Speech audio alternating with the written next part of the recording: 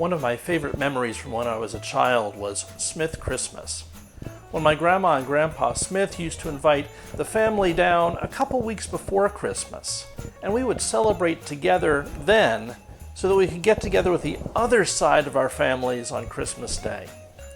And I remember my grandma Smith always used to make Springerlie cookies, little pressed lemon-anise cookies that were perfect for dunking in tea. And we're going to make some of those today as we continue our journey through Advent, getting ready for Christmas.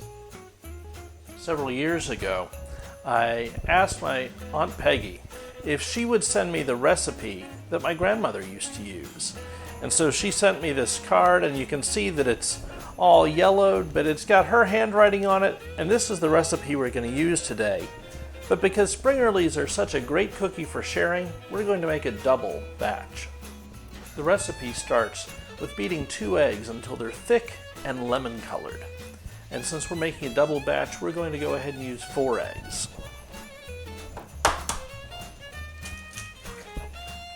Then we turn on the mixer and we let that go for a while.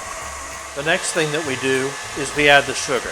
And I've got 2.5 cups of sugar already measured out here, and we're going to add that slowly to the eggs.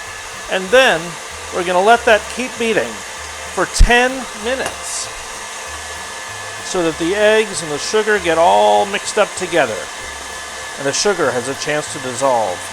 While the eggs and the sugar are mixing together, we're going to go ahead and take some lemons, 2 of them because it's a double recipe, and we're going to zest them. We're going to take the very tasty, oily part off the outside, and that's going to go in the cookies. And we're going to use a microplane to do that.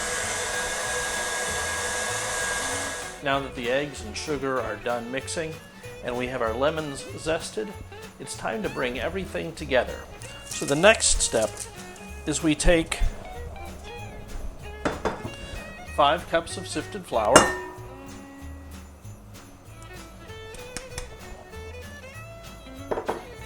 our lemon zest,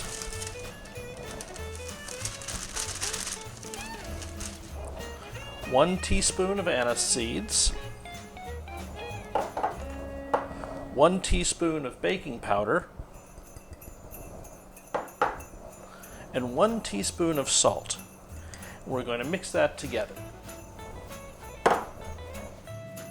Now that we've done that, we're going to add our eggs and sugar. See how lovely that is?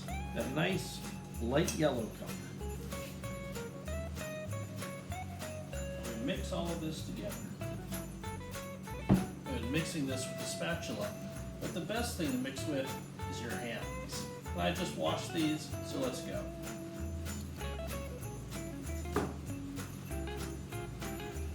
We've got a nice firm dough. It was a little bit dry. I had to add just 2 tablespoons of water to help it hold together, but now we're ready to roll it out. And before we do that, we're going to go ahead and take it out of the bowl and divide it roughly in half. We're going to do 1 recipe's worth at a time. So we're going to roll it to 1/4 inch thick.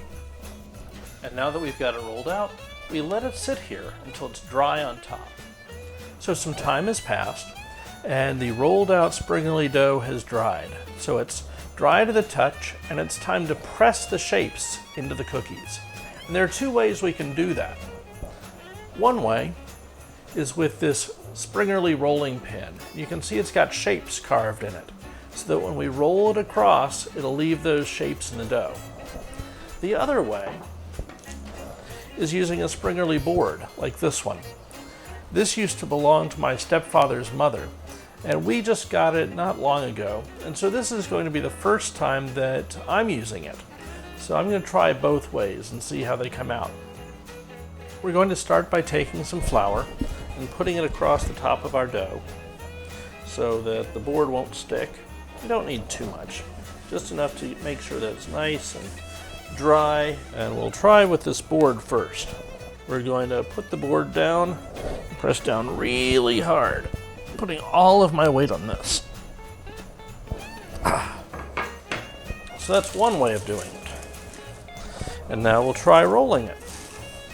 This is leaving a much better impression than the flat board did. So I'm glad that I tried both ways. And now I've got these sheets of cookies, and it's time to cut them apart.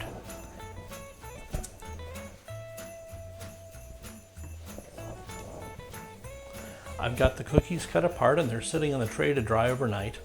And tomorrow, we'll bake them. It's Sunday, right after church, and the Springerlies have been sitting out all night. They've dried nicely. And so now we're going to grease this cookie sheet here. We're going to move the Springerlies from the pans where they've been sitting onto the pans in which we're going to bake them.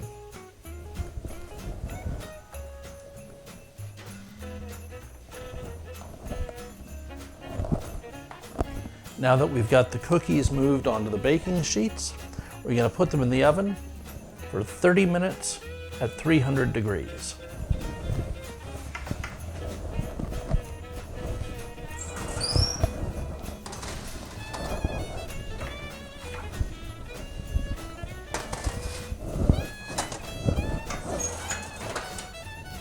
It's been 30 minutes, so let's check and see if the cookies are ready. Oh, they look beautiful. I'll put them over here on the cutting board to cool for just a little bit. It's been a couple minutes, and now it's time to move the Springerlies from the cookie sheet onto the cooling rack.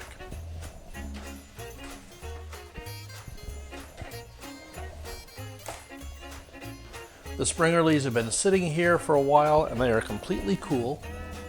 But now it's time for the very last and the hardest step of the recipe. Let me read it to you. Store in airtight container for at least 1 week before eating. Springerlies are a lot like Advent. We do a lot of work up front preparing, and then we wait.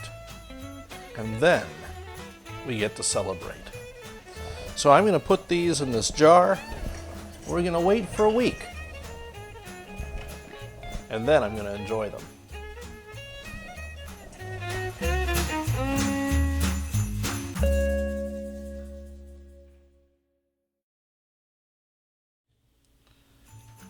You didn't think that I was just going to leave you hanging like that, did you?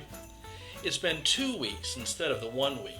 It's the second Sunday of Advent already, and it's time to taste one of these Springerlies. Give it a nice dip in my tea. Perfect. Let's pray. Dear God, we thank you for this season of Advent, for this season of waiting and getting ready.